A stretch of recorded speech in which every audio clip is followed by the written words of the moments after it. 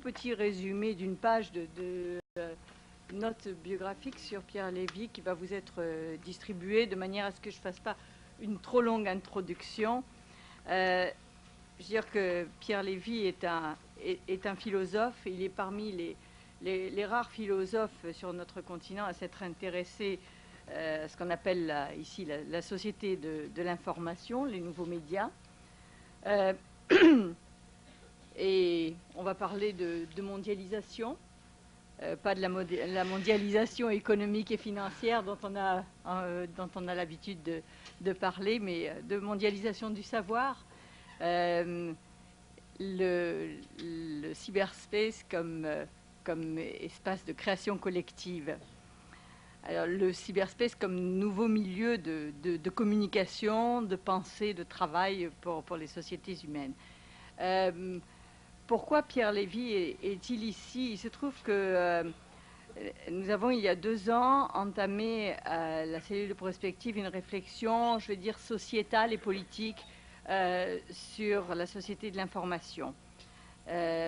Nous avons, très récemment, il est sorti ce cahier de la cellule de prospective que je vous recommande, sans vous proposer de vous l'offrir d'ailleurs, mais elle se trouvera dans toutes les bibliothèques de vos directions générales. Pour essayer de voir dans quelle mesure les nouveaux outils étaient en train d'offrir de nouvelles possibilités à l'expression de la démocratie, en particulier dans une Europe qui cherche à être plus en relation directe avec ses citoyens. C'est dans le cadre de ces recherches que nous avons rencontré l'intelligence collective de Pierre Lévy, qui est un de ses ouvrages récents, ça fait déjà quand même quelques années, de 1995, pour une anthropologie du cyberspace, et nous avons été très séduits, en même temps par la raison ou par le cœur, par l'humanisme et en même temps la réflexion très politique qu'il amenait. Pourquoi parler à l'ensemble, au personnel de la commission? Nous avons pensé que cette réflexion nous concernait à un double titre. D'une part, en tant que, parce que nous sommes dominés par la technologie et les aspects marchands à l'heure actuelle, la société de l'information, et qu'il semble que ce soit le seul message qui soit perçu comme émanant des institutions européennes, et comment il y a une transformation à faire, nous, en tant que fonctionnaires européens, comment est-ce qu'on peut contribuer à cette transformation? D'autre part aussi, ça rentre un petit peu, beaucoup, dans les discussions vives qu'il y a à l'heure actuelle sur les questions de la réforme. Est-ce que la Commission est une administration publique qui est pourtant neuve, qui n'a qu'une quarantaine d'années? Elle est en train de changer à l'heure actuelle, mais est-ce qu'on s'est déjà pris dans des vieux réflexes d'une grosse bureaucratie, ou est-ce que les nouveaux outils en particulier sont un des domaines qui peuvent nous aider à évoluer? Alors, comment Pierre Lévy peut nous aider dans cette réflexion? J'ai dit qu'il était philosophe, il a fait des études d'histoire, je vais dire qu'il a travaillé, d'abord il a fait sa thèse sur l'idée de liberté dans l'Antiquité avec Cornelius Castoriadis. Il a travaillé, ou un de ses maîtres, si on peut en parler de ce genre de terme, a été Michel Serres. Oui, on peut le dire, dans ce cas-là, on peut le dire. Oui. Il a, une personne qui a eu une importance indirecte dans sa vie, je dirais, c'est aussi Édith Cresson, qui d'une manière ou d'une autre, Pierre Lévy a participé à la première mission qui avait été confiée à Michel Serres, que Michel Serres a dirigée, sur l'enseignement à distance, qui avait été lancé à l'époque par Édith Cresson lorsqu'elle était Premier ministre en France. Et c'est là qu'ils ont développé, avec notamment Michel Autier, une méthode, un outil d'entrée de compréhension du cyberspace qui s'appelle les arbres de la connaissance, les arbres de connaissances. Voilà. On a toujours envie de dire des connaissances au pluriel. Voilà, grosso modo, à l'heure actuelle, Pierre Lévy enseigne au Canada. Donc il a aussi partie du dynamisme de la société américaine. Je vous le dis aussi pour vous dire, qu'il a traversé l'Atlantique et que on compte sur vous pour que les questions le réveillent et lui empêchent de sentir le poids du décalage horaire.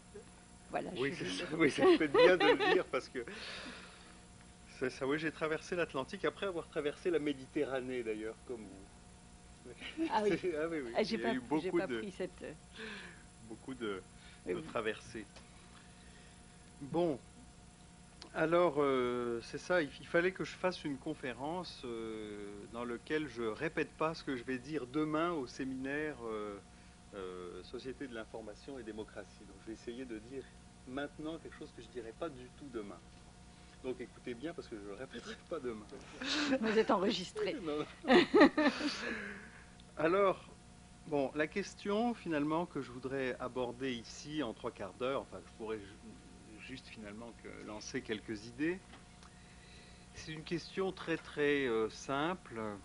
C'est au fond, qu'est-ce que c'est que ce phénomène Internet, qu'est-ce que c'est que cette croissance du cyberespace qui est si rapide, si spectaculaire et à certains égards si imprévu. Bon. Vous savez sans doute que c'est le système de communication qui s'est répandu le plus vite dans toute l'histoire des systèmes de communication. Des systèmes de communication depuis les débuts de l'humanité, si vous pensez à l'invention de l'écriture ou de l'alphabet ou de l'imprimerie, vous voyez les grandes avancées dans l'histoire de la communication, ou même la radio, la télévision, le téléphone, bon ben là le cyberespace, là on peut dire en quelques années, hein, il y a eu une croissance absolument fulgurante. Et on sent bien que ça va avoir des conséquences économiques, politiques, culturelles extrêmement importantes. Et la réponse, je donne tout de suite la réponse hein, pour supprimer la tension. La réponse que je voudrais faire à cette question, c'est que qu'est-ce que c'est que ce phénomène? C'est un phénomène d'interconnexion finalement entre les êtres humains. Hein, et c'est un phénomène qui a une allure quasi biologique. C'est comme un milieu qui est en train de prendre, hein, ou comme un embryon qui est en train de se former, ou comme, vous voyez, il faut le penser quasi biologiquement.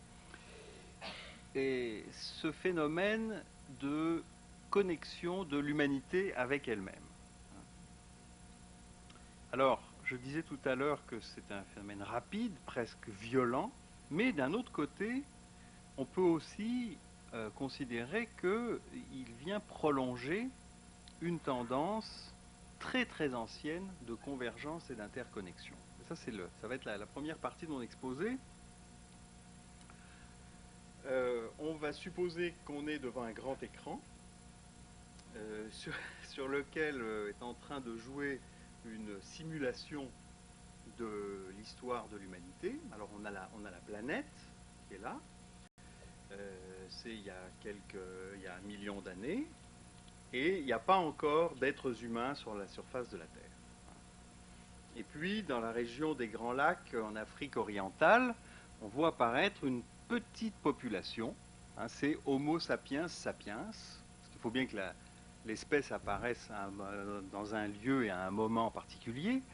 Et il y a quelques... Oui, c'est ça. Il ressemblait beaucoup aux bonobos, en fait. Je ne sais pas si vous avez vu, c'est des genres de chimpanzés qui font l'amour tout le temps par rapport aux autres singes. Bon.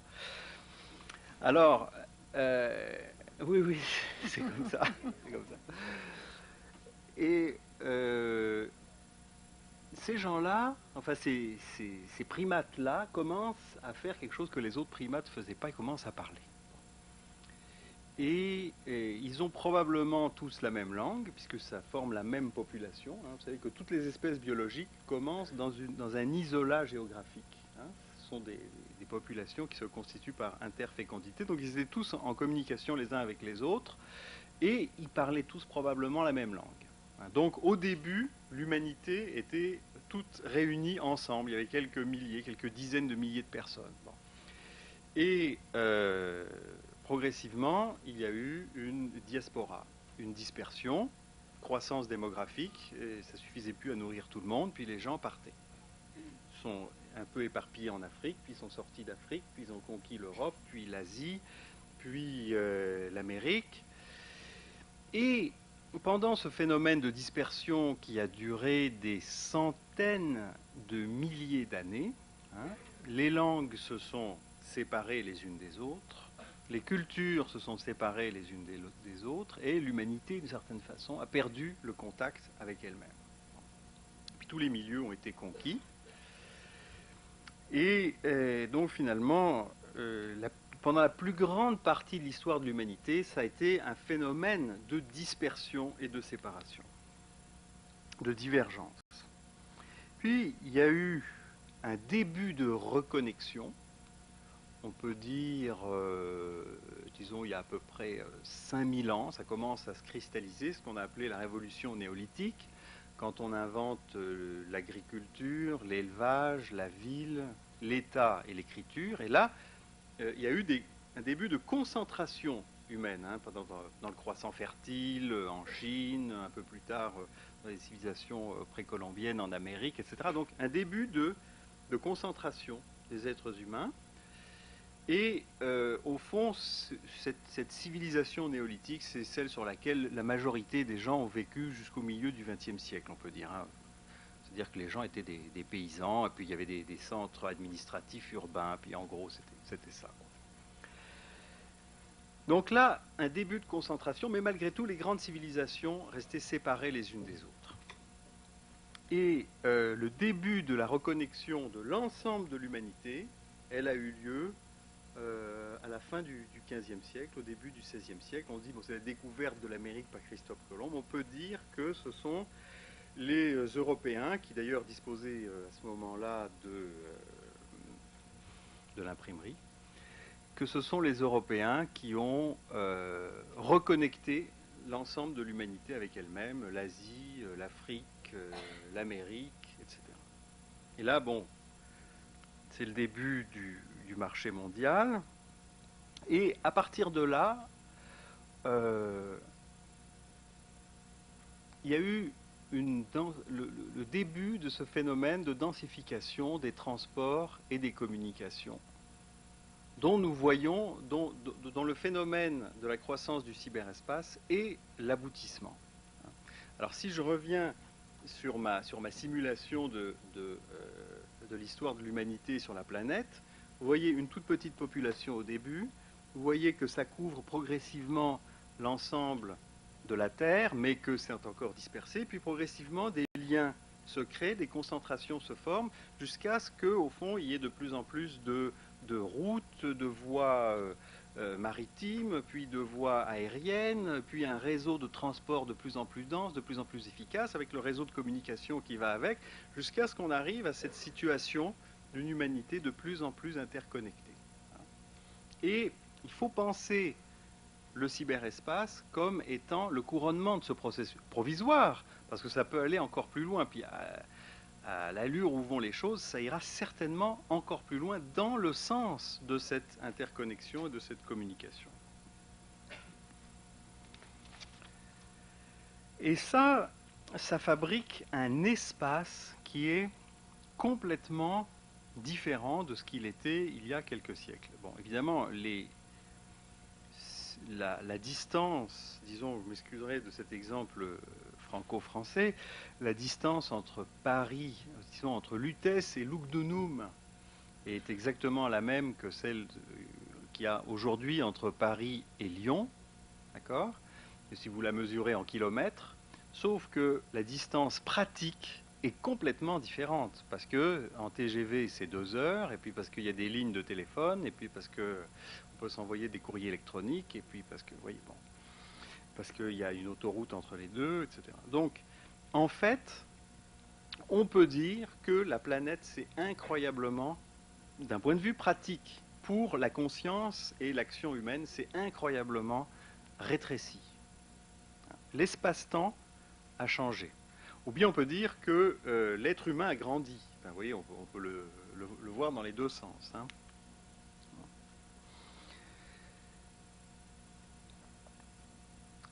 Alors, tout ça a évidemment des... Alors, on est ici à Bruxelles. Bon, le phénomène de regroupement politique européen a évidemment énormément à voir avec ce phénomène-là. Hein, ou le phénomène de la mondialisation économique, ou le phénomène, par exemple, des fusions des grandes entreprises. Hein. Étant donné qu'on est tous de plus en plus quasiment sur le même territoire, ben, on est obligé de se réorganiser. Hein. Ou bien on peut dire que la notion de territoire devenant de moins en moins importante, ben, il faut trouver de nouvelles façons d'être ensemble. Bon.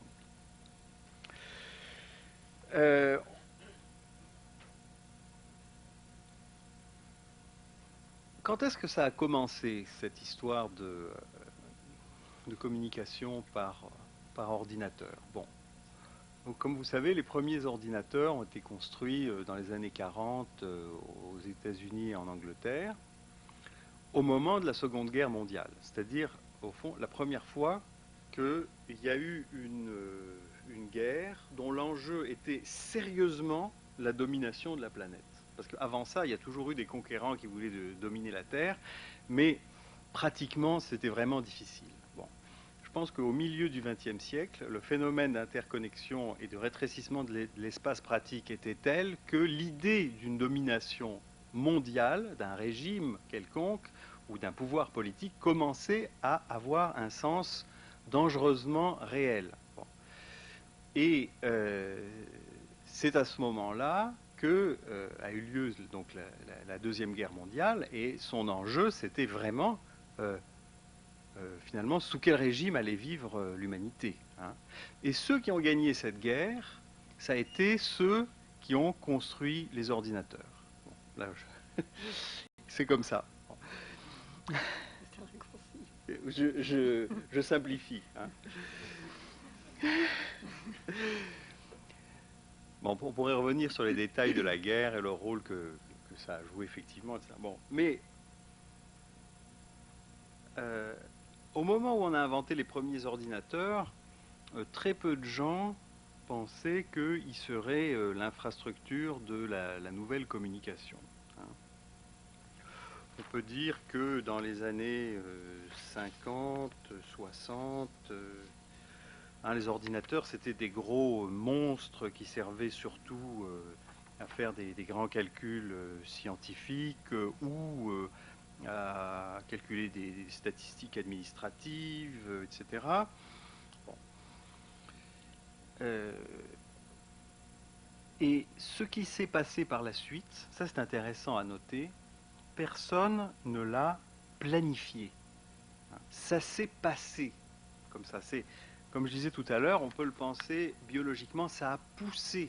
Les ordinateurs sont devenus de plus en plus petits. Ils ont servi à faire de plus en plus de choses. Il y a de plus en plus de gens qui s'en sont servis eux-mêmes. Ça n'a plus été entre les mains des spécialistes. Et puis il y a d'autres gens qui ont dit, tiens, si on faisait que des systèmes de communication qui utilisaient les ordinateurs, ça s'est développé, ça s'est développé.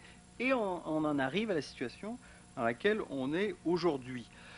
C'est pas quelque chose d'original. Si vous regardez par exemple ce qu'il en est du système de transport route, automobile, essence par exemple, hein, si au début du XXe siècle un grand pouvoir planétaire avait dit il faut qu'on en arrive à la situation où il y a des autoroutes partout, tout le monde a sa voiture, il y a un système de distribution d'essence, etc., puis on va tout faire pour y arriver, et qui avait planifié la chose, ça aurait été un désordre épouvantable et probablement un échec. Hein. Mais c'est pareil, ça a poussé, ça s'est développé progressivement. Il y a des gens qui ont pris des décisions, d'autres qui ont pris des décisions qui allaient dans d'autres sens. Il y a eu des accommodements, etc. Puis ça s'est développé. On pourrait dire la même chose pour le système de téléphone. Probablement, si on avait décidé de manière centrale qu'on allait construire un système téléphonique qui couvrirait l'ensemble de la planète, on n'aurait pas réussi. Ça s'est développé. Bon, pour le cyberespace, c'est la même chose. Et d'ailleurs, ça a poussé largement sur le système de téléphone. C'est une couche supplémentaire. Bon. Et d'une certaine façon, c'est seulement maintenant qu'on comprend à quoi devait servir le système téléphonique, après coup. Donc, on ne sait pas trop ce qu'on fait, on ne sait pas trop où on va. On fait nous-mêmes partie de ce phénomène biologique. Bon. Ceci dit, il y avait quand même des gens qui avaient une espèce de vision pendant les années, entre les années 50 et les années 70, à l'époque où on ne savait pas encore ce qui était en train de se faire. Et c'est des gens qui avaient vu que les ordinateurs allaient servir non pas à fabriquer une intelligence artificielle, ou à faire des super énormes calculs avec des ordinateurs toujours plus gros, mais qu'ils allaient servir à faire de l'intelligence collective. Alors je vous cite quelques noms. Par exemple, il y a un Américain qui s'appelle Douglas Engelbart, qui, dès la fin des années 50, le début des années 60, a écrit plusieurs articles sur l'intelligence augmentée. Et il a fait des recherches sur des interfaces homme-machine du genre on va pouvoir communiquer avec les ordinateurs avec la main d'une manière intuitive. Bon, il a inventé la souris, par exemple. Ou c'est lui qui a inventé cette notion d'espace de travail avec plusieurs fenêtres qu'on pourrait ouvrir, fermer, etc. sur un écran. Bon. C'est des choses qui, dans les années 60, il faut se souvenir que la plupart des ordinateurs à cette époque-là, il n'y avait pas de clavier, il n'y avait pas d'écran, et on communiquait avec des cartes perforées pour leur donner des ordres, et puis en retour, on avait des gros listings illisibles. C'était ça les ordinateurs à l'époque. Donc il fallait quand même une sacrée vision pour imaginer qu'on pourrait s'en servir autrement. Bon. Vous avez des gens comme Lick Leader, qui d'ailleurs a travaillé au début d'Internet, qui a dit on va servir des ordinateurs pour faire des conférences électroniques, des réunions à distance où les gens pourront parler les uns avec les autres, s'échanger des messages collectivement, pas seulement le courrier électronique, la conférence électronique. Parce que ça n'existait pas encore. C'est des gens comme ça qui ont mis au point ces techniques-là pour la première fois. Il a bien fallu que des gens l'inventent. Puis à l'époque, ça paraissait complètement utopique, complètement invraisemblable. Bon. Et vous avez des gens comme Ted Nelson, par exemple, qui a dit je prévois que bientôt tous les ordinateurs vont être, dans les années 60, il a dit tous les ordinateurs vont être interconnectés et on va pouvoir mettre en ligne l'ensemble des œuvres de l'esprit que l'humanité a produites, et toutes ces œuvres vont être en relation les unes avec les autres par des liens hypertextes, et tout le monde pourra commenter perpétuellement toutes ces œuvres et commenter les commentaires des autres. Bon, vous imaginez, c'est quelque chose de complètement fou, c'est impossible. De toute façon, il n'y aura jamais la compatibilité entre tous les systèmes d'ordinateurs, utopie, optimisme débile, etc. Bon, et qu'est-ce qui s'est passé avec le World Wide Web? Exactement, quasiment, la vision qu'en avait eue Ted Nelson. Et au début du World Wide Web, on a dit tiens, c'est exactement comme ce qu'avait dit Ted Nelson, sauf l'aspect économique, parce qu'il avait prévu l'aspect économique. Bon, maintenant, on voit que l'aspect économique arrive aussi. Donc, il y a quand même eu des gens qui ont poussé dans cette direction de l'intelligence collective, mais ça n'est arrivé que très progressivement. Donc, si je rappelle quelques grandes étapes, dans les années 70, comme vous savez, il y a eu les premiers microprocesseurs, et des gens complètement fous en Californie, dès qu'ils ont appris l'existence du microprocesseur, on dit mais donc ça veut dire que des individus, et pas des grandes entreprises ou des États, pourront posséder des ordinateurs et en faire ce qu'ils voudront. Et ils ont lancé un espèce de mouvement socio-culturel anarchiste comment dire, et contestataire qui s'appelait Computer for the People. Hein, et ils ont construit les premiers ordinateurs personnels qui servaient absolument à rien au début, et la seule chose qu'on pouvait faire, c'est faire des programmes en basique avec ça, avec des petites lumières qui s'allumaient, il n'y avait pas d'écran, etc. Bon, mais il y avait un enthousiasme fantastique. Et c'est seulement, on peut dire, bon alors vers la fin des années 70, on commence à avoir les traitements de texte, les tableurs, les choses comme ça, et pendant les années 80, moi, je me souviens encore en 84, l'apparition du Macintosh, la première fois qu'il y a eu cette logique look and feel, c'est-à-dire qu'on pouvait voir, sentir avec la souris et interagir de manière intuitive avec les ordinateurs. Et là, je crois qu'il y a eu un vrai tournant, c'est-à-dire que tout le monde a pu se servir des ordinateurs sans être informaticien, sans avoir fait d'études pour ça, quoi. C'est devenu naturel. Voilà. Et c'est à ce moment-là, d'ailleurs, que le logiciel est devenu le centre de gravité de l'industrie. Hein, parce que tout ça a des conséquences, évidemment, industrielles, économiques très importantes. On pourrait faire toute l'histoire de Microsoft par rapport à ça, mais bon. Et ça a été aussi le début de la convergence des médias. C'est-à-dire que là, on a commencé à comprendre que les télécommunications, l'informatique, le cinéma, l'édition, la radio, la télévision, etc., tout ça allait numériser et probablement aller converger. On ne savait pas quelle forme ça prendrait. On disait, ça va converger, tout va devenir numérique, etc., mais on ne savait pas exactement comment. On le sentait. Hein. Donc, on est à la fin des années 80 et désormais, les ordinateurs sont, je dirais, des supports de technologie intellectuelle.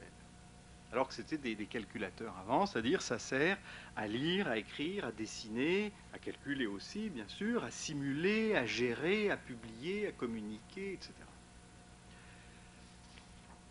Et parallèlement à ça, pendant les années 80, il y a eu le mouvement d'interconnexion, c'est-à-dire de communication en ligne entre les ordinateurs.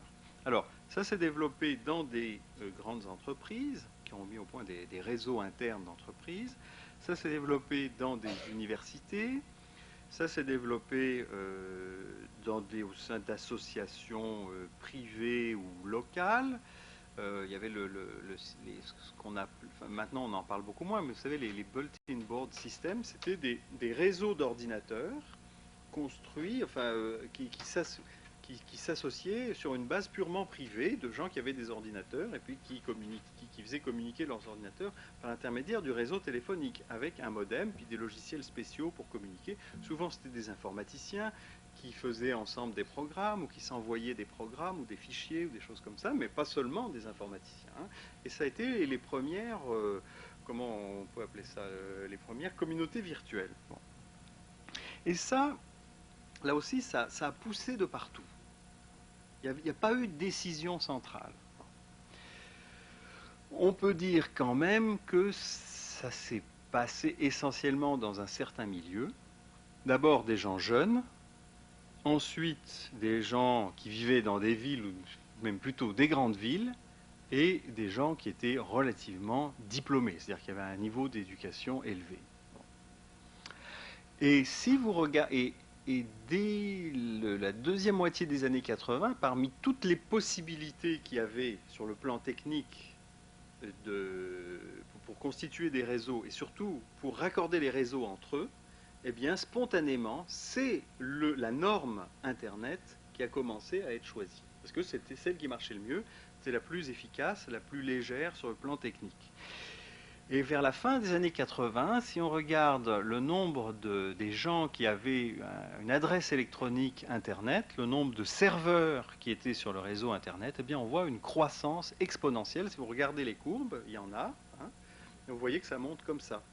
Et que vers les, disons, 87, 88, 89, 90, ça monte comme ça. Hein.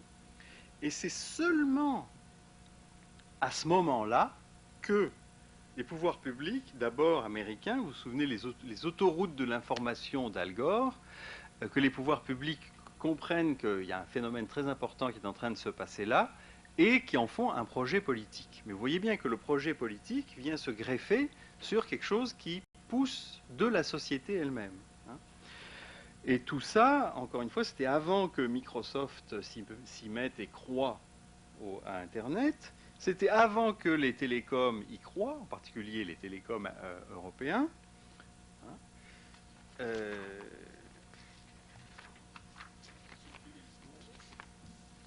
Donc j'insiste sur cet aspect spontané.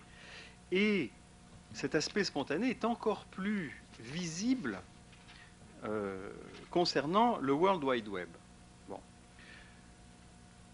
Le World Wide Web a été inventé, comme vous savez, au CERN, donc en Europe, autour de 1990, en gros. Et ça commence seulement à être connu du grand public en 92-93. Et puis là, il y a une espèce d'explosion dans les médias, etc., vers 94. Bon. Le web n'a été absolument, d'abord, n'a pas été conçu par une grande entreprise multinationale, n'a pas été conçu par un État, ni par aucune institution.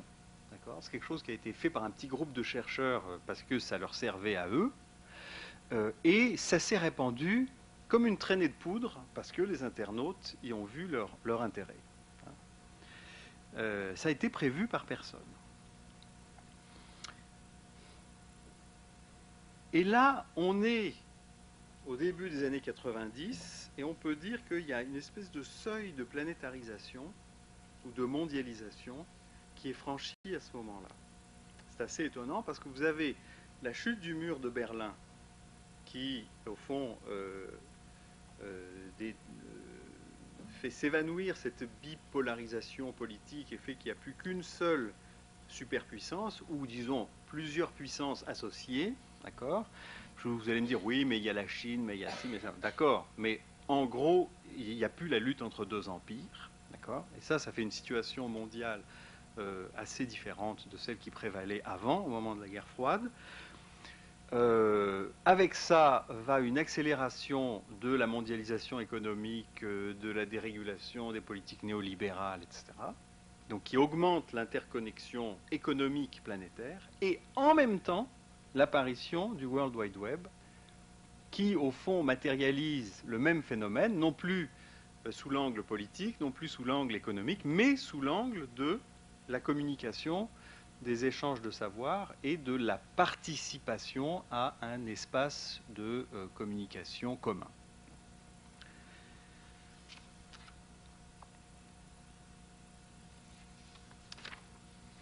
Il me reste combien de temps là ? Encore 10 minutes. 10 minutes ? 10 minutes. Bon. Donc, bon, je ne vais pas vous décrire le World Wide Web parce que tout le monde sait ce que c'est, mais je voudrais vraiment insister. Je me souviens encore, il y a quelques années, il y avait un haut fonctionnaire, c'était une conférence à l'Assemblée nationale sur les nouveaux réseaux, etc. Puis il y a un haut fonctionnaire français qui me dit, vous qui êtes un spécialiste, Monsieur Lévy, dites-moi, le budget central d'Internet, qui est-ce qui le gère ? Alors je lui ai dit, mais il n'y a pas de... Comment ? C'est pas possible, etc. Alors j'étais obligé de lui expliquer que ça fonctionnait pas du tout comme ça, que c'était sur une base entièrement coopérative que ça se passait. Oui, il y avait l'Internet Society qui réglait des problèmes de normes d'une manière consensuelle, etc. Mais qu'il n'y avait pas d'autorité centrale, et ça l'étonnait beaucoup. Donc je crois que c'est vraiment important de réaliser que c'est un espace entièrement coopératif, planétaire, commun, où tout le monde peut aller puiser des informations. Alors, oui, alors quand je dis ça, me disent, oui, mais le côté commercial, de plus en plus, on va payer pour l'information, etc. Bon, alors, si vous regardez la quantité d'informations gratuites qu'on trouve sur Internet depuis le début d'Internet, cette quantité est en augmentation constante. Il n'y a pas de moins en moins d'informations gratuites, il y a de plus en plus l'information gratuite. Vous allez me dire, oui, mais il y a aussi des informations, et il y a aussi de plus en plus d'informations payantes. D'accord? C'est pas ou, c'est et. Hein, et alors, cette logique et, c'est la logique d'Internet. D'accord? Vous allez me dire, oui, mais on en parlait à midi, il y a des sites nazis, etc. Mais il y a des sites de tout. D'accord? On est dans une situation, dans un espace de communication où il n'y a vraiment pas de censure. C'est-à-dire, absolument tout peut s'exprimer. Tout ce qui était rejeté, négligé, méprisé, etc. Mais en même temps, tout ce qui est très précieux, derrière lequel tout le monde court, etc. Il y a tout. D'accord? Donc, c'est pas ou, c'est vraiment et. Et ce phénomène disons, d'échange de connaissances ou de mise en commun des informations a un côté, comment dire,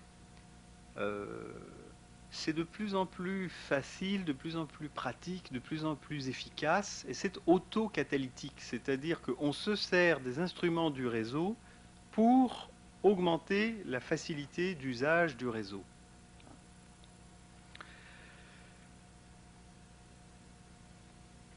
Et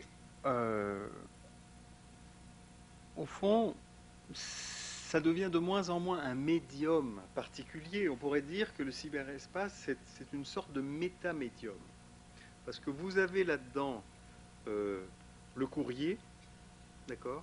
Alors, sous la forme du courrier électronique. Vous avez les conférences électroniques, donc communication communautaire ou collective. Vous avez les échanges de fichiers, et vous savez que les fichiers numériques, ça peut être des textes, des images, du son, tout ce que vous voulez, des programmes d'ordinateur, etc. Vous avez un espèce d'immense hyper-document, c'est-à-dire que tous les textes qui sont sur le web sont interconnectés les uns avec les autres. On a calculé qu'entre un site et un autre site, il y avait n'importe lequel, il y avait un minimum de 12 liens. D'accord? C'est-à-dire qu'entre un site, vous pouvez toujours aller d'un site à un autre site en cliquant 12 fois seulement. D'accord? Donc, tous les documents sont à une distance de 12 clics les uns des autres maximum. D'accord? Il n'y a aucun document qui est plus loin que 12 clics d'un autre. C'est une manière de dire la chose. C'est une autre façon de dire que tous les documents sont virtuellement des parties de l'immense hyper-document planétaire. D'une certaine façon, il n'y a plus qu'un seul document qui contient tous les documents. Ça, c'est une situation vraiment spéciale. On a du mal à le penser. Penser qu'il n'y a plus qu'un seul document que tout le monde peut alimenter, que tout le monde peut lire, dans lequel tout le monde peut se balader, etc. Et même que tout le monde peut indexer. Ou que vous pouvez faire un site dans lequel vous dites voilà les sites qui sont les plus importants pour moi. Évidemment, quelqu'un d'autre va faire un autre site qui va dire ben voilà les sites qui sont les plus importants pour moi, etc. Donc, chacun peut proposer en plus un ordre particulier dans ce grand hyper-document. Donc, c'est pas que c'est amorphe, c'est que ça contient un très grand nombre d'ordres possibles. Et bon, ça va bientôt contenir le téléphone. D'ores et déjà, toutes les radios sont sur le web. Hein. Moi, j'écoute Radio Tunis très souvent. Hein. Mais on peut écouter absolument les radios. C'est-à-dire que toutes les choses qui étaient locales sont aujourd'hui en train de devenir universelles. Vous voyez, c'est un universel qui contient tous les locaux. Ce n'est pas un universel dominateur ou qui efface les différences. Donc vous avez toutes les radios, et alors non seulement vous pouvez les écouter en direct, mais en plus, très souvent, il y a des émissions enregistrées, vous avez les archives, etc. Vous avez quasiment tous les grands médias, tous les grands journaux. Vous êtes en train d'avoir maintenant progressivement toutes les télévisions. D'accord ? Donc en fait, et puis les grandes bibliothèques dans le monde sont en train de numériser tous les livres. On va avoir accès à tout exactement dans le même espace. Ça, c'est une situation très très très spéciale. Et la configuration de cet espace de communication n'est pas une configuration médiatique classique, c'est-à-dire au fond la configuration qui s'est créée au moment de l'invention de l'imprimerie, avec un centre émetteur qui distribue le même message, et puis des lecteurs ou des récepteurs qui reçoivent individuellement le message, mais d'une manière isolée les uns des autres, comme ça se passe donc avec l'imprimerie ou avec la radio, ou avec la télévision. Bien sûr, il y a la possibilité de cette diffusion, hein, mais ça n'est pas limité à ça. Vous n'avez pas seulement la communication comme avec la poste ou avec le téléphone, un réseau d'individus qui communiquent les uns avec les autres, de point à point, communication 1-1. Vous avez une communication qu'on pourrait appeler non plus seulement un-tous, non plus seulement 1-1, mais tous-tous. Et l'exemple, disons, emblématique, c'est celui de la conférence électronique ou du monde virtuel, dans lequel chaque fois qu'il y a quelqu'un qui fait un mouvement ou qui envoie un message, ça modifie la situation de tout le monde. Mais tout le monde peut modifier la situation de tout le monde.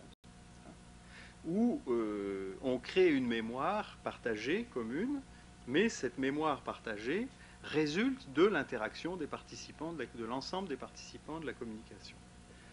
Alors ça peut se faire à des micro-échelles comme dans une conférence électronique, ou à le World Wide Web, on peut dire que c'est la même chose, mais à une macro-échelle. Et donc cette communication tous multimédia, mais quand je dis multimédia, c'est pas le son, l'image, le texte. Quand je dis multimédia, c'est tous les médias antérieurs, radio, télévision, presse, etc. C'est tout ça qu'il faut prendre en compte, hein. Et ça forme, je crois, une configuration de communication qui est très favorable à l'intelligence collective. Je voudrais, donc pour terminer, il me reste quoi, 1 minute? À peu près. C'est ça, voilà. Résumer au fond les grandes idées qui ont présidé à cette croissance du cyberespace, parce que, comme je vous le disais, il n'y a pas eu de planification centrale, mais il y a eu des idées qui ont motivé les gens qui ont fait croître ce réseau. La première idée, c'est l'idée de l'interconnexion. Interconnexion entre les informations, les hypertextes, etc., entre les idées, entre les êtres humains, entre les entités économiques, on le voit de plus en plus aujourd'hui, interconnexion techno-physique aussi, hein, parce qu'il faut quand même des câbles, il faut quand même des satellites, il faut quand même, bien entendu, tout n'est pas virtuel. Et bien entendu, toute cette interconnexion provoque une dissolution progressive des frontières traditionnelles, hein, pas seulement des frontières géographiques, hein, des frontières institutionnelles aussi. Deuxième grande idée, c'est l'idée des communautés virtuelles, parce qu'on se sert de ces possibilités d'interconnexion pour développer un espace virtuel où les distances et les proximités sont essentiellement sémantiques et non plus géographiques ou institutionnelles. Ça veut dire que les gens se regroupent dans cet espace-là selon des communautés d'intérêts, de goûts, de projets, de compétences, etc., d'affinités de toutes sortes. Et il y a un nouvel espace qui est en train de se créer, dans lequel ce sont ces paramètres sémantiques ou affectifs qui sont déterminants, et non plus des paramètres d'appartenance géographique, institutionnelle, politique, etc. C'est ça, je crois, principalement l'idée de la communauté virtuelle, hein. Et la troisième idée, qui est probablement la plus importante, c'est l'idée de l'intelligence collective, parce que toute cette interconnexion et cette construction de communautés virtuelles visent à, disons, promouvoir un mode de sociabilité ou de fonctionnement humain, mais alors là dans toutes les dimensions, économiques, politiques, scientifiques, sociales, etc. Donc un mode d'organisation en intelligence collective. Donc l'intelligence collective, en gros, c'est le partage de la connaissance, le partage de l'information et la coopération compétitive. Je dis compétitive parce qu'il y a cette ouverture, évidemment, de l'éventail des goûts, des idées, des possibles, etc., qui sont en concurrence les uns avec les autres, mais toujours sur une base coopérative. Il ne faut pas oublier que les premiers fabricants et utilisateurs du cyberespace a été la communauté scientifique, hein, et que la communauté scientifique a explicitement pour fonction et pour projet de fonctionner en intelligence collective, si vous réfléchissez bien. Et donc, ce n'est pas étonnant qu'ils aient créé un système de communication spécialement pour ça.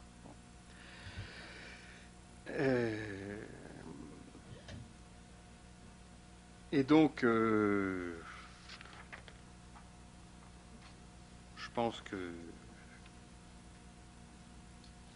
tout ça est globalement positif, et que je crois qu'il y a une espèce d'expansion de la conscience humaine qui va avec le développement de ce nouveau système de communication, comme ça a été le cas pour toutes les grandes inventions de systèmes de communication. Il y a eu une expansion de la conscience humaine avec l'invention de l'écriture, avec l'invention de l'alphabet, avec l'invention de l'imprimerie.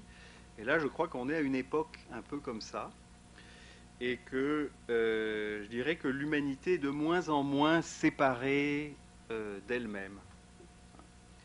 Et que c'est plutôt bien. Voilà. Merci Pierre Lévy de terminer sur cette note d'optimisme. Il nous reste, je pense, sous le contrôle de... Oui, bon, une demi-heure de débat. Oui. Ok. Jeffrey? Vous avez expliqué que le volume des renseignements ne cesse de croître. Il y a une augmentation constante et phénoménale que finalement n'importe qui peut non seulement ajouter des informations au site déjà créé, mais peut en créer d'autres. Et cela... Jeffrey, excuse-moi, est-ce que tu pourrais parler au micro? Désolé de t'interrompre. Oui, parce qu'il y a un enregistrement et c'est... Désolé.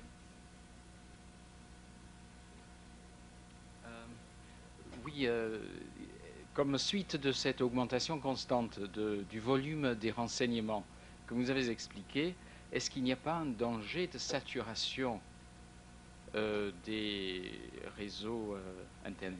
Merci. Ah, de saturation des... je pense qu'on est tout le temps à la limite de la saturation, mais ça c'est depuis... Ce qui est intéressant, c'est que... Enfin, vous voulez dire une saturation physique ou une saturation mentale? Physique. Non, parce que ça aurait pu être l'autre question aussi. Oui, vous avez tout à fait raison. Et depuis le début, d'ailleurs, depuis les années 60, on est sans arrêt à la limite de la saturation. Et les gens qui construisent les tuyaux sont sans arrêt en train de courir après l'augmentation des débits. C'est tout à fait juste. Mais c'est un fait, disons qu'on est tout le temps à la limite de la catastrophe. Mais à la limite. Est-ce qu'on prendrait plusieurs questions à la fois, monsieur? J'aime mieux que répondre à chaque fois. D'accord. Ça vous embête pas. D'accord. Oui. Oui, vous avez évoqué une croissance qui se base, si je peux dire, un tout petit peu sur l'ethnocentricité. Vous avez parlé de l'invention de l'imprimerie, ainsi de suite. En Europe, vous avez fait cette croissance. Mais si je peut-être fait une liaison avec votre haut fonctionnaire français qui voulait contrôler et qu'on ne comprenait rien. Comme vous le savez très bien entendu, l'imprimerie a été inventée en Chine plusieurs siècles, pour ne pas dire centaines d'années avant. Il a eu lieu en Europe. Est-ce qu'on peut s'imaginer des catastrophes, si je m'exprime comme ça, ou des événements, pour utiliser une expression neutre, par laquelle peut-être quelque chose intervient pour que cette croissance permanente cesse, qu'il y a des événements, des déraillements ou autre chose, je ne sais pas comment exprimer ça, ou tout d'un coup cette disons, explosion biologique se termine, puisque, comme on a vu, en Arabie, en Chine, des possibilités d'évoluer bien avant nous, en Europe de l'Ouest, ont été freinées pour des raisons diverses et variées. Oui, alors, quand je parle de l'imprimerie, non, vous avez tout à fait raison de signaler que l'imprimerie, en fait, d'un strict point de vue technique, et encore, il faudrait discuter là-dessus, a été inventée en Chine. Mais, bon, ne va pas rentrer dans les détails historiques, mais tout de même, en Chine, effectivement, l'imprimerie existait depuis 5 siècles avant qu'elle commence à se développer en Europe. Mais, d'une part, le système d'écriture chinois, comme vous le savez, est idéographique et il y a plusieurs milliers de caractères. Alors évidemment, du simple point de vue pratique, c'est tout à fait différent que quand on a une écriture alphabétique, surtout pour l'imprimerie. Bon, ça c'est le premier point. Et il n'y avait pas le caractère mobile. On fabriquait des pages entières. Or, au fond, l'invention quand on dit l'imprimerie, la grande invention, c'est le caractère mobile. Bon.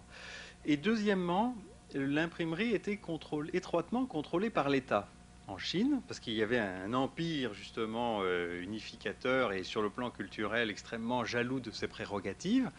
Tandis qu'en Europe, l'imprimerie s'est développée dans un milieu polycentrique, dans lequel chaque fois qu'on essayait d'établir une censure dans un pays, ceux qui voulaient diffuser les idées allaient dans un autre, hein, dans les petits pays rhénans ou dans les petites principautés italiennes ou dans les Pays-Bas, etc. Ce qui fait que les grandes royautés centralisatrices, finalement, étaient obligées de laisser l'imprimerie se développer parce que la censure servait à rien. C'était comme l'Internet aujourd'hui, si vous voulez. Hein, bon.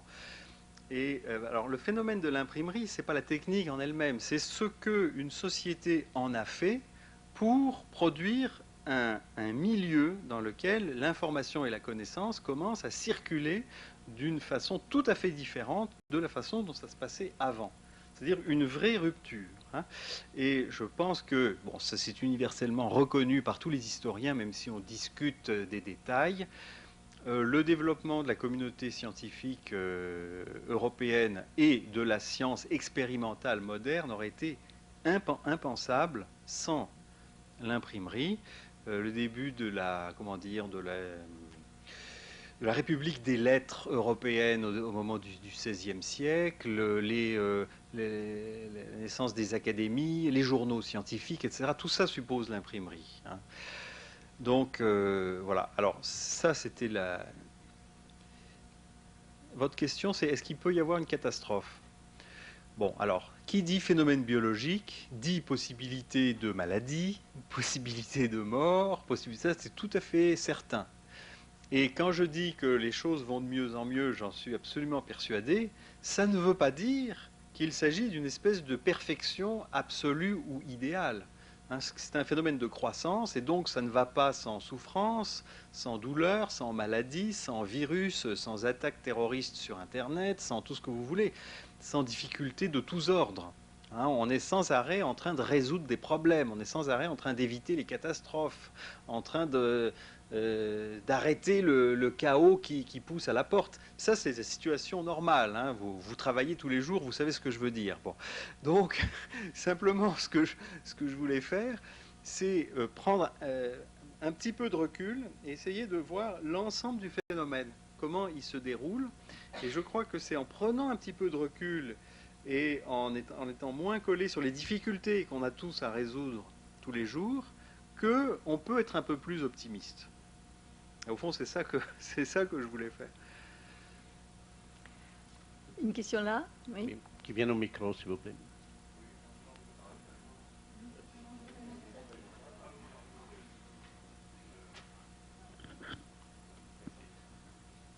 Non, moi je voulais poser une question au sujet de la gestion du savoir. À l'heure actuelle, il y a un mot qui est tout à fait à la mode, c'est knowledge management, donc la gestion du savoir.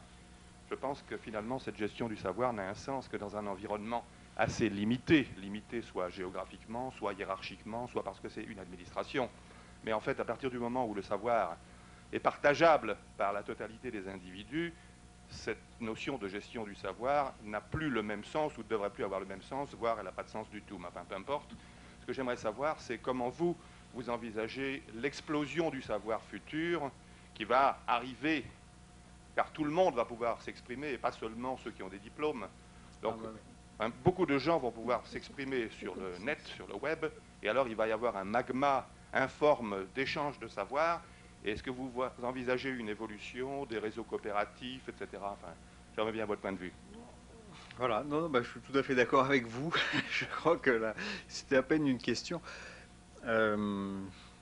C'est-à-dire, l'idée qu'il y a derrière, au fond, enfin, disons, l'évolution culturelle à long terme qu'on peut voir, qu'on peut entrevoir, disons, c'est que chacun va de plus en plus devenir le gestionnaire, non seulement de son propre savoir, mais aussi va se sentir responsable de la gestion du savoir des communautés diverses auxquelles, ou des collectivités diverses auxquelles il ou elle participe.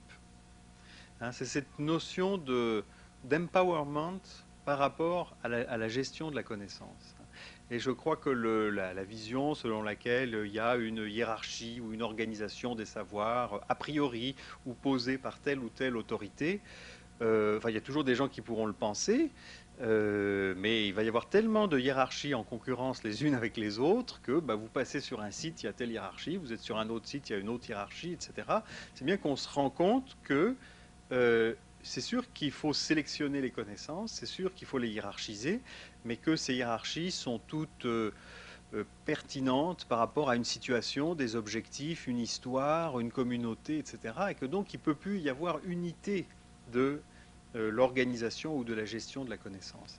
Donc ce à quoi on va assister de plus en plus, c'est à une auto-organisation globale de la production, de la gestion, de l'échange des connaissances, auto-organisation dans laquelle les individus vont avoir, et les groupes bien entendu, de plus en plus d'autonomie et d'initiative. Je crois que c'est ça. Et bon, la question des diplômes, évidemment, devient de plus en plus cruciale ou problématique, notamment parce que il devient évident que les systèmes, je ne parle pas de l'enseignement primaire, hein, parce que ça, bon, c'est des choses qui probablement resteront, mais dès l'enseignement secondaire et universitaire, bon, je crois que l'école n'a plus le monopole de la transmission des connaissances. Par contre, ce qu'elle a aujourd'hui, c'est le monopole de la diplomation. Et là, il y a une tension qui est de plus en plus grande entre le monopole de la diplomation et le fait qu'on peut apprendre de plus en plus partout. Donc, est-ce qu'on va aller vers des systèmes, disons, de tests automatisés ou, enfin, bon, là, ça demanderait toute une discussion, hein. Mais bon, ce qui se passe en Amérique du Nord, en tout cas, de plus en plus, enfin, il y a un mouvement très très fort, d'une part vers la privatisation de l'enseignement, mais pas seulement, vous savez, une école privée pour l'élite qui développe le même programme que dans les écoles publiques, hein. Ce sont des écoles privées qui développent des programmes d'enseignement qui n'ont rien à voir avec les programmes de l'école d'à côté. Moi, il n'y a pas longtemps, j'ai visité une école aux États-Unis dans laquelle tout le cursus était organisé selon l'idée qu'il y a une croissance continue de la conscience humaine au cours de l'histoire. Alors, dans les premières années, ils apprenaient, enfin tout le programme était basé sur ce que savaient les Égyptiens, les Mésopotamiens et les Chinois. Dans les années suivantes, tout ce qui tient à la civilisation grecque, romaine, etc. Puis même les mathématiques, tout, hein. Puis dans les années suivantes, c'est l'Europe du XVIIIe siècle. Puis dans les années d'après, c'est, vous voyez ce que je veux dire? Et alors ça n'a rien à voir avec la façon d'apprendre les mathématiques, la biologie ou quoi dans les programmes traditionnels. Et il y a de plus en plus d'innovations qui vont dans tous les sens, hein. Et puis il y a aussi un mouvement du homeschooling. Enfin, bon, au fond, ce qui est obligatoire, c'est l'apprentissage, c'est pas l'école. Et on a le droit d'enseigner à ses enfants de toutes les façons possibles et imaginables. Et puis les parents qui font ça se regroupent entre eux par Internet, ils se filent des tuyaux, etc. Enfin, vous voyez, il y a tout un foisonnement qui va dans tous les sens. Et là, on ne sait pas du tout ce que ça va donner à long terme, hein. Mais enfin, cette notion de diplôme va devenir... bon, en plus, quand vous voyez aux États-Unis à l'heure actuelle, il y a plus d'étudiants qui sont dans des universités d'entreprises privées que dans des universités traditionnelles, publiques et privées confondues. comprenez bien que si vous voulez étudier l'informatique, vous allez dans l'université Microsoft ou IBM plutôt que dans l'université X ou Y, hein, par exemple. Une question au fond. Est-il possible de préciser en quoi cette culture de l'intelligence collective va-t-elle modifier nos valeurs personnelles, notre vision de voir la société? On sait par exemple, et vous l'avez mentionné, que la télévision a créé ce qu'on appelle une culture de la télévision, et à travers ça une culture de l'image. Mais Internet, vers quoi va-t-on? Vaste question. Alors, oui, j'attends.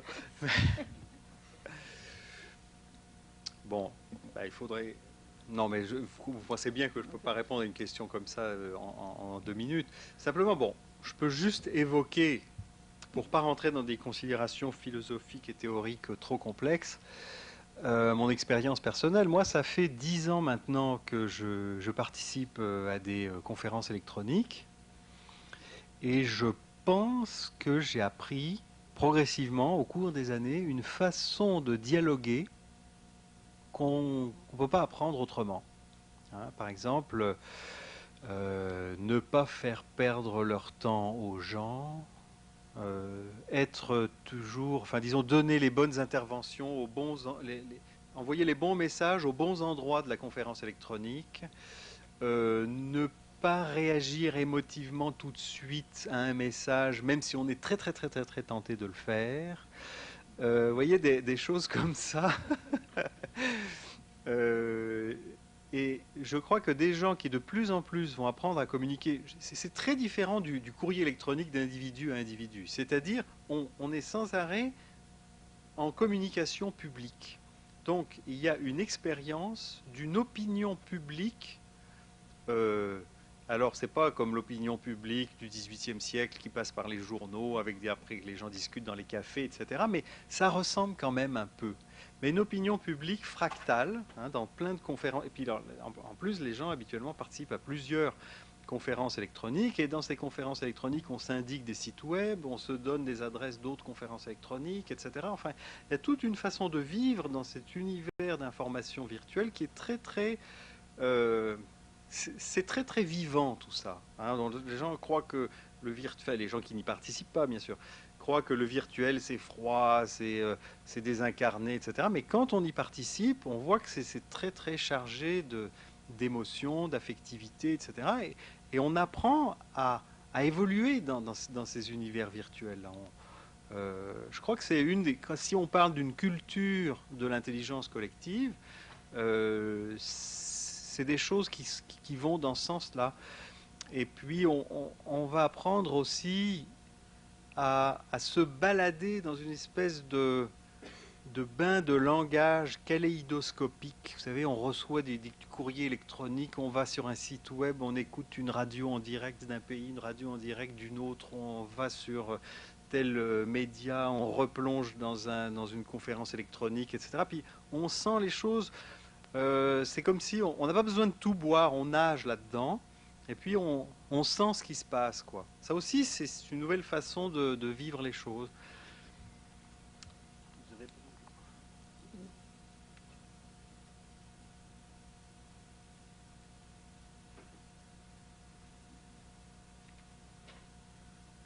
Oui, vous avez été un des premiers à souligner le problème du déluge informationnel dans votre rapport Conseil en 97. Donc l'excès d'informations, les méthodes de navigation, les instruments adaptés pour choisir les informations pertinentes. Quelle est votre vision du même phénomène, du même problème maintenant, 3 ans après, aussi à la suite de votre expérience au Canada?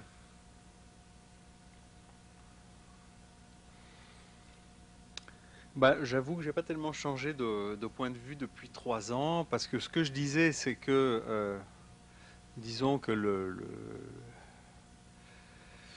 le remède était la même chose que le poison, et je le pense encore, c'est-à-dire que toute cette interconnexion entre les gens, entre les documents, entre les informations, multiplie de l'information, des documents, etc.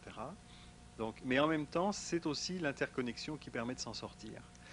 Moi, je sais que les sites les plus intéressants que j'ai trouvés, c'est pas en les cherchant moi-même, en interrogeant des moteurs de recherche que je les ai trouvés. C'est sur des conférences électroniques dans lesquelles des gens me les ont indiquées. Hein. Donc, je veux dire que c'est l'intelligence collective qui offre des remèdes aux problèmes posés par l'intelligence collective. Ça ne peut pas être des solutions purement mécaniques ou purement individualistes.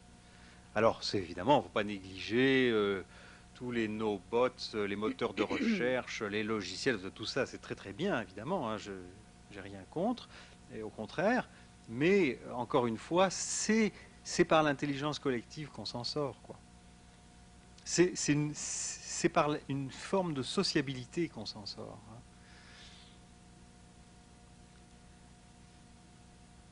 Dernière question.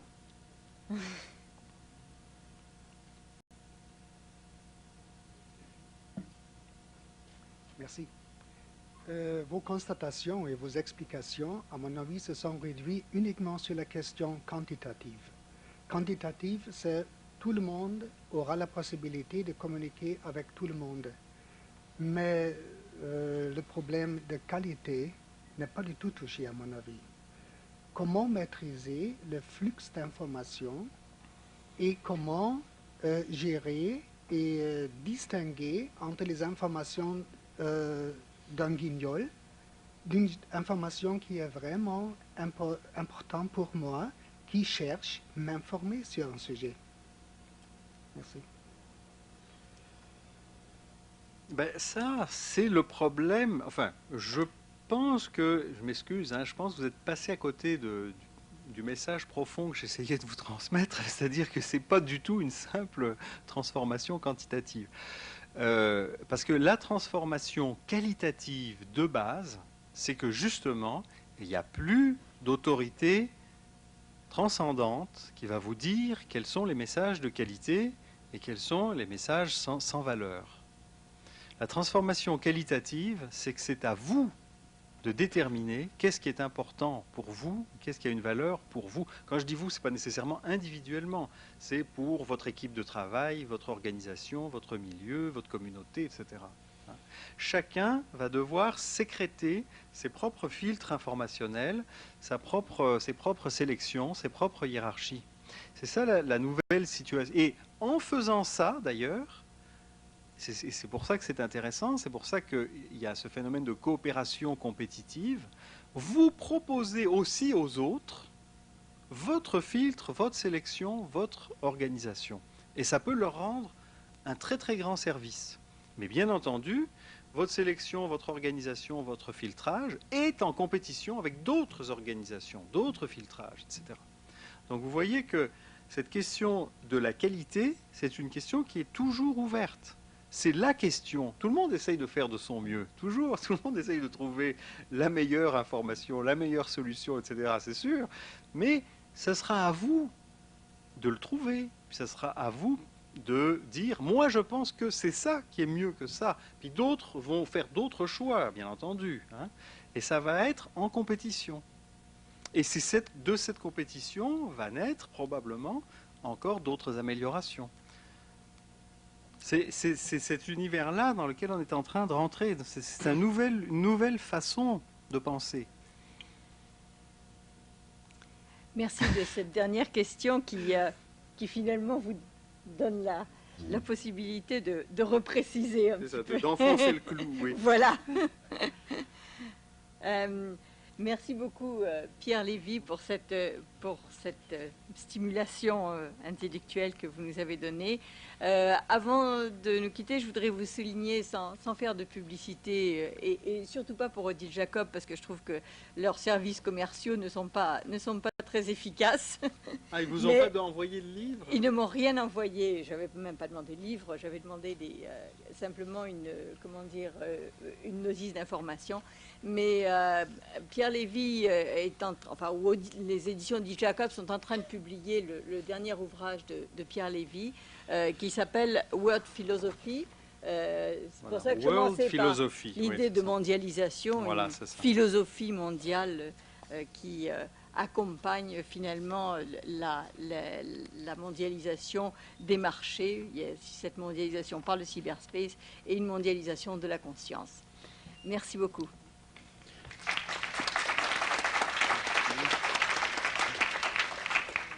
Si vous voulez prendre connaissance des prochaines conférences que nous organisons, que l'unité formation organise, vous pouvez prendre à l'entrée de la salle les informations. La prochaine sur les marchés internationaux financiers, problème